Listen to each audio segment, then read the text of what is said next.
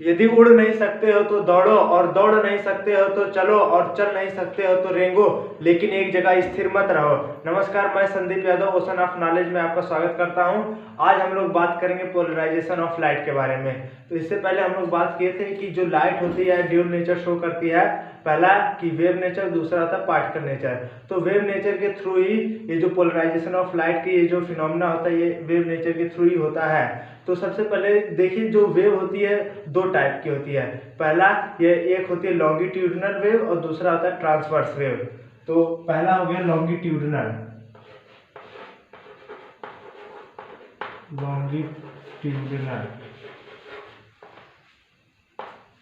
जो longitudinal wave होती है यह जब प्रोपेगेट करती है किसी एक डायरेक्शन में, तो उसके जो पार्टिकल होते हैं वह उसी के मीडियम, मतलब जिसमें वो प्रोपेगेट कर रही है उसी के जस्ट पैरेलल वह वाइब्रेट करते हैं। जैसे मान लीजिए अगर जो भी पार्टिकल हैं, कई सारे पार्टिकल हैं साउंड के, तो इसके जितने भी मतलब जो वाइब्रेशन होगा वह इसी की डायरेक्शन में होगा, इस डायरेक्शन में, इसके जस्ट पैरेलल ऐसे ही ये वाइब्रेशन होता रहता है। जैसे अगर मान लीजिए कोई अगर रॉप है, कोई रस्सी है, तो अगर उसको आप उसकी लंबाई के अनुसार आप उसको खींचकर और उसमें थोड़ी फिर ढील दे दें, या स्लंकी ले सकते हैं। तो उसको क्या करिए कि जब हम खींचेंगे उसी की लंबाई के अनुसार और फिर उसमें ढील दे देंगे, तो उस दौरान जो वाइब्रेशन होता है वह इस टाइप में होता है। तो इसी को बोला जाता है लॉन्गिट्यूडिनल वेव। जो साउंड होता है वह एक लॉन्गिट्यूडिनल वेव है। तो इसका जो एग्जांपल है साउंड, जो हम लोग जो भी बातें वगैरह जो भी बोलते हैं, कोई डीजे वगैरह कुछ भी चलता है, तो वह एक साउंड है, और जो साउंड है यह एक लॉन्गिट्यूडिनल वेव है। तो उसका जो वाइब्रेशन होता है वह किसी डायरेक्शन में ऐसे ऐसे होता है। जैसे जो भी पार्टिकल है तो उसी की इस डायरेक्शन में ऐसे ऐसे ये वाइब्रेट करते रहते हैं। और दूसरा होता है ट्रांसवर्स वेव।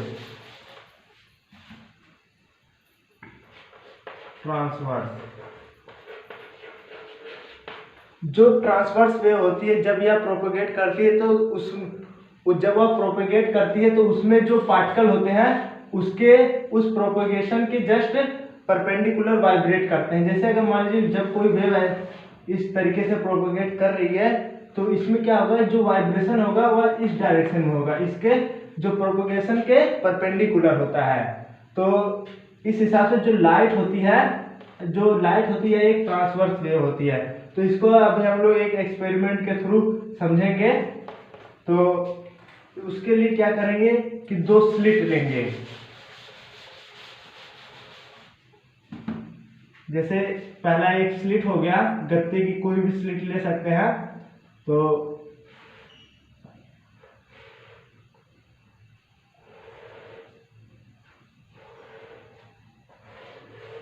यह एक स्लिट है, और इसी के जस्ट पैरेलल एक दूसरी स्लिट लेंगे। यहाँ पर यह दोनों एक दूसरे के पैरेलल रहते हैं।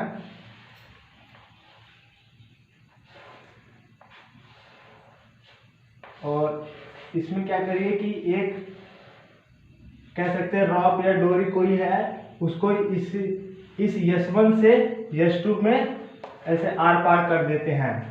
तो उस दौरान जब हम उसको एक तरीके से उसको में इसके S1 के पैरेलल जब उसमें जो वाइब्रेशन होगा जब करेंगे, जैसे मान लीजिए यहाँ से जो वाइब्रेशन होगा और फिर यह ऐसे डायरेक्ट ऐसे बाहर निकल जाएगा, और यहाँ से निकल के और फिर यहाँ पर ऐसे मिलेगा। यहाँ पर मतलब जब यह S1 और S2 एक दूसरे के पैरेलल है, तो यहाँ से जो वेव प्रोपेगेट की गई है, जो भी रस्सी है, मान लीजिए कोई भी डोरी है, तो उसका जो वेव कुछ इस टाइप से दिखाई देगी, जो हमको यहाँ पर मिलेगा। मतलब जैसी वेव यहाँ से डाली गई वैसे ही तुरंत वैसे ही निकलेगी, उसी टाइप की। और क्या करिए, अगर जब हम S2 को जो स्लिट S2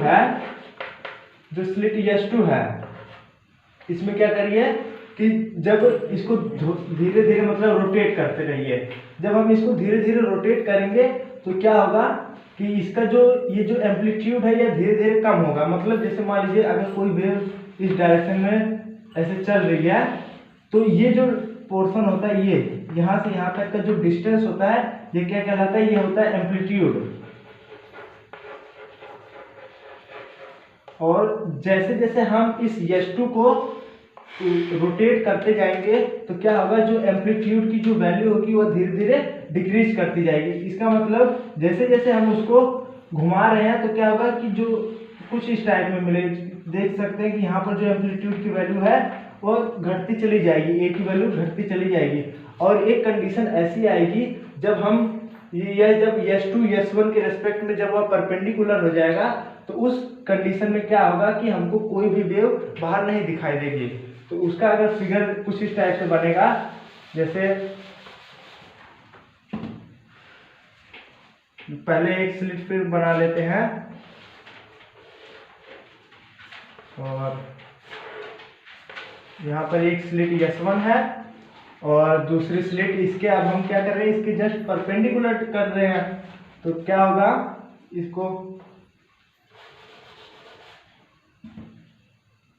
इसके जस्ट परपेंडिकुलर क्या होगा, दूसरी स्लिट होगी,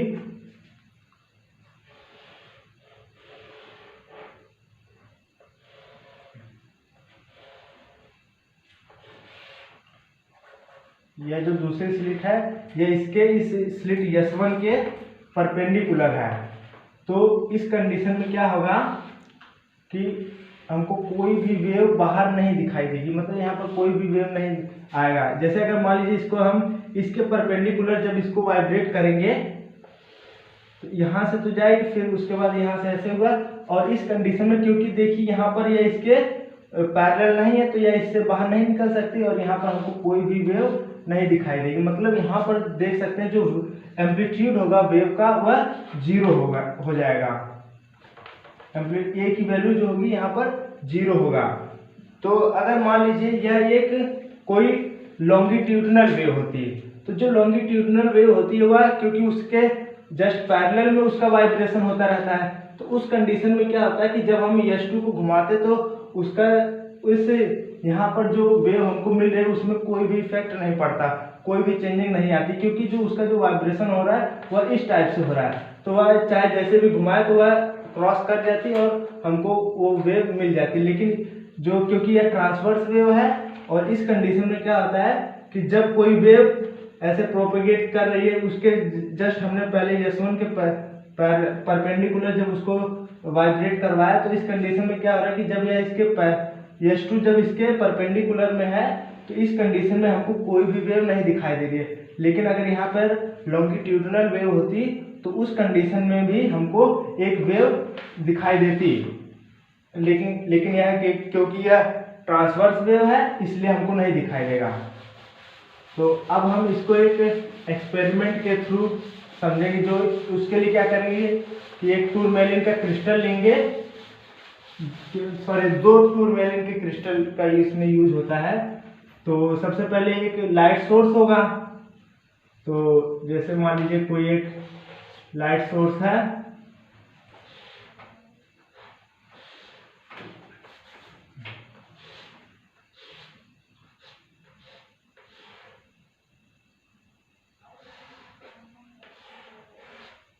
यहाँ पर एक नेचुरल लाइट सोर्स है, नेचुरल लाइट है। तो यहाँ पर क्या किए कि पहला एक टूरमेलिन का क्रिस्टल लिए,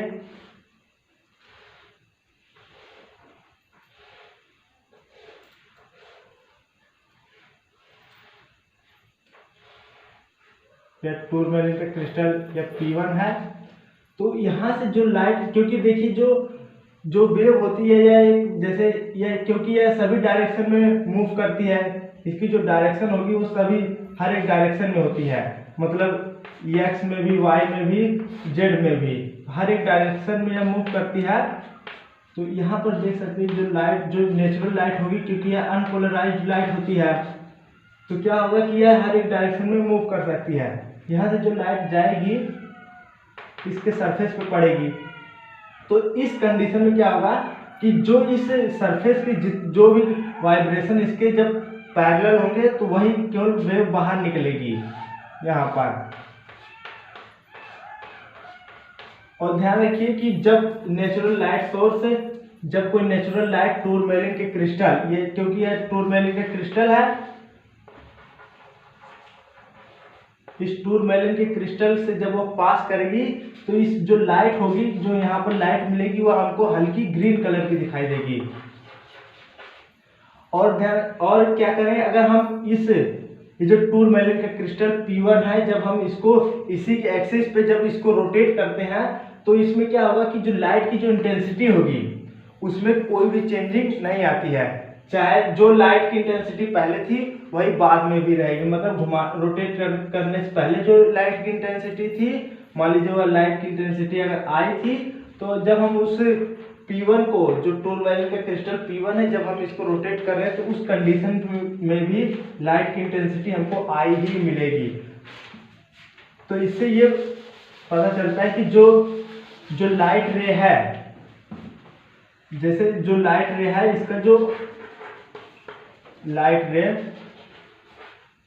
है, इसका जो परपेंडिकुलर जो सरफेस होगा, मान लीजिए कोई परपेंडिकुलर सरफेस है, इस कंडीशन में लाइट के जितने भी पार्टिकल होंगे वो सभी डायरेक्शन में वाइब्रेट करते हैं, मतलब वो सभी डायरेक्शन में वाइब्रेट करेंगे। और अब क्या करें कि एक दूसरा क्रिस्टल लें, टूरमेलिन का क्रिस्टल, यहाँ पर ये जो दूसरा है यह भी इसी के जस्ट पैरेलल है, इस टूरमेलिन क्रिस्टल P1 के। तो इस कंडीशन में क्या होगा, जब यह P2 इस P1 के रेस्पेक्ट में जब यह एक दूसरे की जब यह पैरेलल होंगे तो उस कंडीशन में क्या होगा कि हमको मैक्सिमम इंटेंसिटी की लाइट दिखाई देगी। यहाँ पर अगर मान लीजिए कोई व्यक्ति अगर देख रहा है तो उस कंडीशन में हमको लाइट की मैक्सिमम इंटेंसिटी दिखाई देगी, यहाँ पर मैक्सिमम लाइट देखने को मिलेगी, मैक्सिमम लाइट। और अब क्या करें कि इस कंडीशन में तो मैक्सिमम लाइट मिलेगी, लेकिन जैसे जैसे हम इस P2 को उसी के एक्सिस पे जब रोटेट करते जाएंगे तो जो लाइट की जो इंटेंसिटी होगी वह धीरे धीरे घटने लगेगी। और जब एक कंडीशन ऐसी आएगी कि जो लाइट की इंटेंसिटी होगी, जब यह P2 P1 के रेस्पेक्ट में जब यह परपेंडिकुलर हो जाएगा तो उस कंडीशन में लाइट की इंटेंसिटी हमको 0 मिलेगी, मतलब वहां पर कह सकते हैं बिल्कुल अंधेरा दिखाई देगा, उस कंडीशन में हमको कुछ नहीं दिखाई देगा। तो उसके लिए क्या करें कि एक दूसरा फिगर बनाते हैं, और यह एक नेचुरल लाइट है,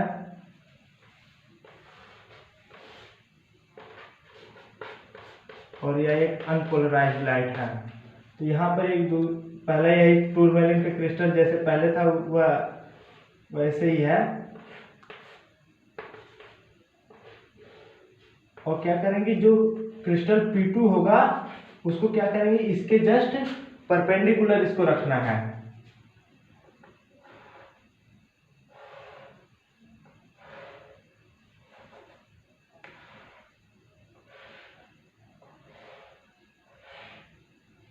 तो इसमें क्या होगा कि ये जो क्रिस्टल P2 होगा यह इसके P1 के रिस्पेक्ट में क्या होगा, परपेंडिकुलर होगा।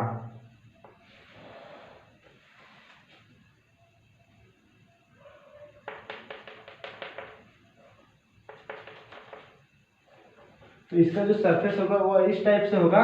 तो इसमें क्या होगा, जो लाइट यहाँ से गई तो यहाँ पर यह पोलराइज होगी, क्योंकि ये जो पहला जो टूरमेलिन का क्रिस्टल है यह अनपोलराइज्ड लाइट को पोलराइज्ड करता है, और फिर यह जो लाइट है यह टूरमेलिन क्रिस्टल P2 पर जाएगी।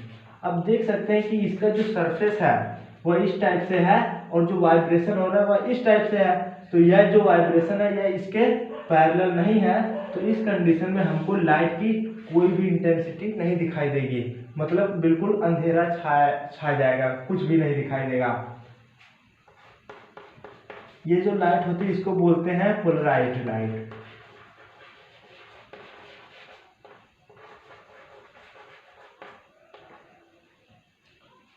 ठीक, अब इसमें क्या करें कि इसके लिए एक साइंटिस्ट थे, उन्होंने, अब ध्यान रखिए इसमें ये जो टूरमेलन का क्रिस्टल P1 है, ये एक तरीके से क्या काम कर रहा है, स्लिट की तरह काम कर रहा है। और दूसरा कह सकते हैं जो वेव जो यहाँ से जो एसोसिएट हो रही है वह किस टाइप से, या एक जैसे अभी हमने पहले एक्सपेरिमेंट में देखा कि वह एक तरीके से रॉक की तरह काम कर रहा है।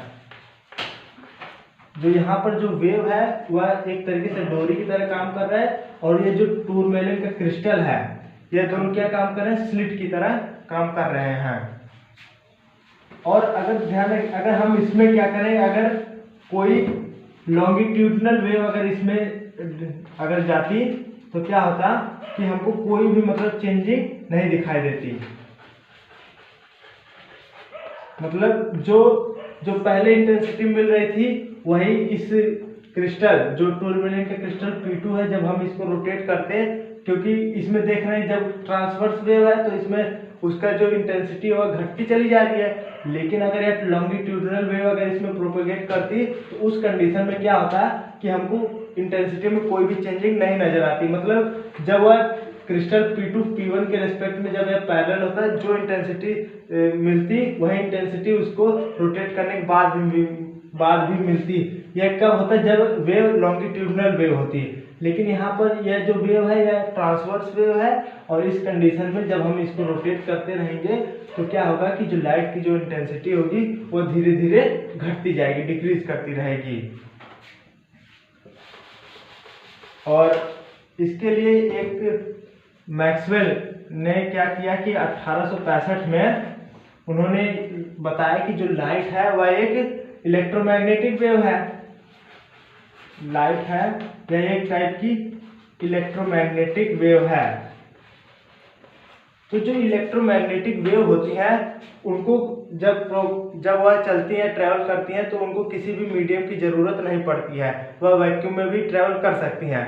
और इस इलेक्ट्रोमैग्नेटिक वेव के दो कंपोनेंट होते हैं। पहला एक होता है इलेक्ट्रिक फील्ड होती है, ये कह सकते हैं या तो इलेक्ट्रिक वेक्टर, इलेक्ट्रिक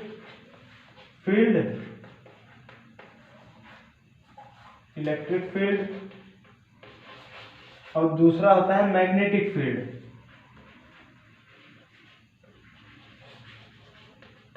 तो जिस डायरेक्शन में वेव प्रोपोगेट करती है उस डायरेक्शन में क्या होता है कि इनका जो वाइब्रेशन होता है वह परपेंडिकुलर होता है। और ये जो इलेक्ट्रिक फील्ड और मैग्नेटिक फील्ड ये दोनों एक दूसरे के परपेंडिकुलर होते हैं।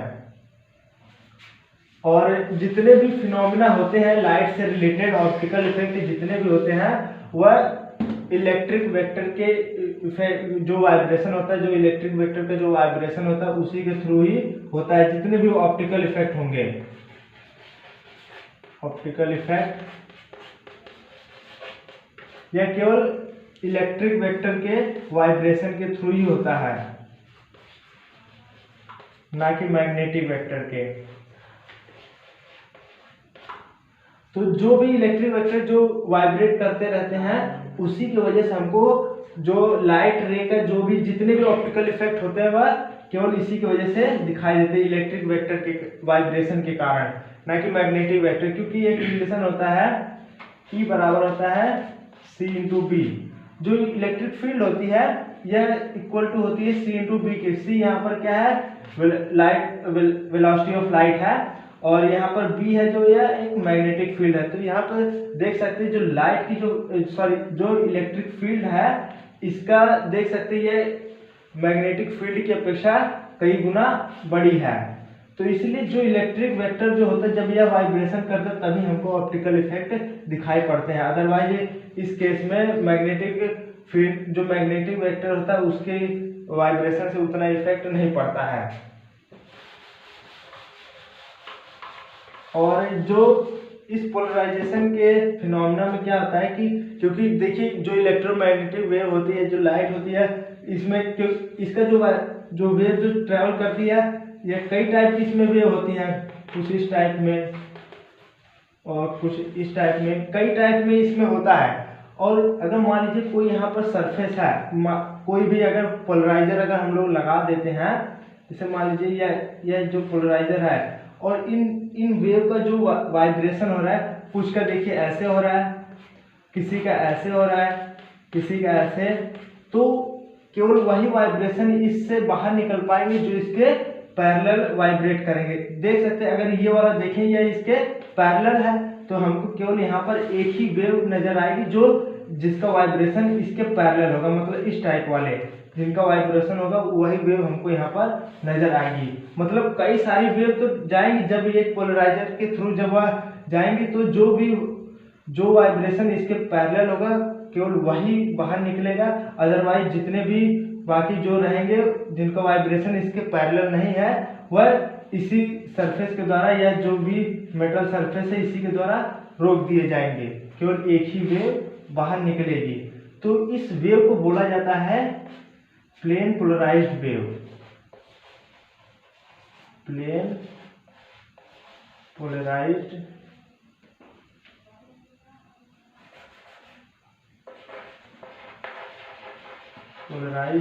वेव, यह जो हमको बाहर निकल रही है क्या कहलाता है, यह प्लेन पोलराइज्ड वेव होती है। और इस पूरे फिनोमेना को बोला जाता है पोलराइजेशन ऑफ लाइट।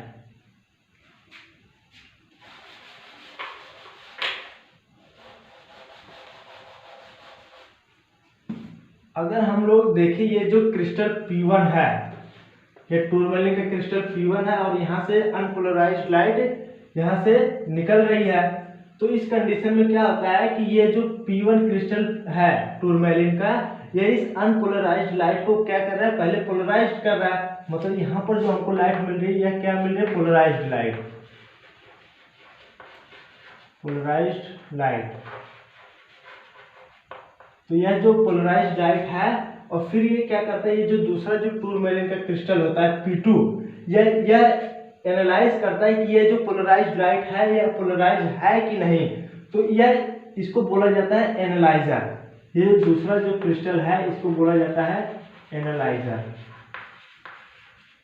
मतलब एनालाइजर का क्या काम है कि वह जो भी लाइट पोलराइज्ड है कि नहीं वह उसकी जांच करता है कि पोलराइज्ड है कि नहीं, तो उसको बोला जाता है एनालाइजर। यहाँ पर जो क्रिस्टल P2 है यह एक तरीके से एनालाइजर का काम कर रहा है, और दूसरा जो पहला जो क्रिस्टल P1 है टूरमैलिन का क्रिस्टल, यह एक कह सकते हैं पोलराइजर का काम कर रहा है।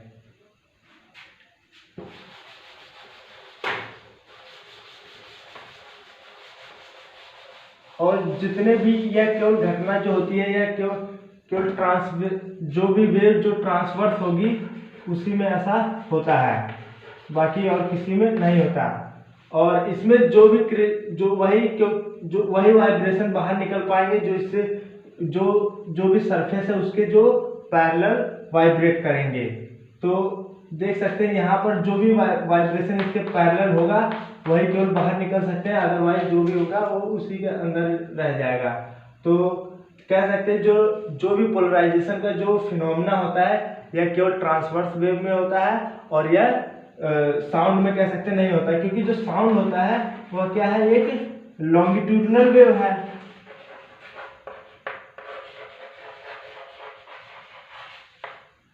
यह एक लॉन्गिट्यूडनल वेव है, इसलिए साउंड में ये पोलराइजेशन नहीं पाया जाता है, क्योंकि यह लॉन्गिट्यूडनल वेव है। और जो लाइट है यह एक ट्रांसवर्स वेव है, इसलिए इसमें पोलराइजेशन का मतलब इसमें पाया जाता है।